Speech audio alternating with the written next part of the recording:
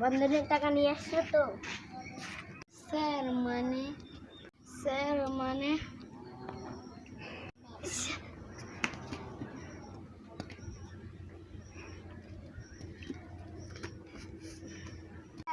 আমরা দুজন একদিন এইভাবে পালাই যাব। হ্যাঁ, কোনো শালা আমাদের দুজনকে ধরতে পারবে না। স্যার তুমি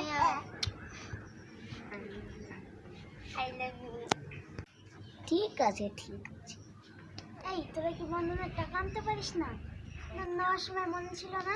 সারাদিন দারু খেয়ে শুয়ে আছি, এখন আমি কি করবো বলো। আমার বড় তো সারাদিন তাস খেলে, আমি কি করব? দাও। স্যার আমার কিস্তির টাকা। স্যার আমি না এখন একাই আছি। ও তাই, তাহলে যাচ্ছি।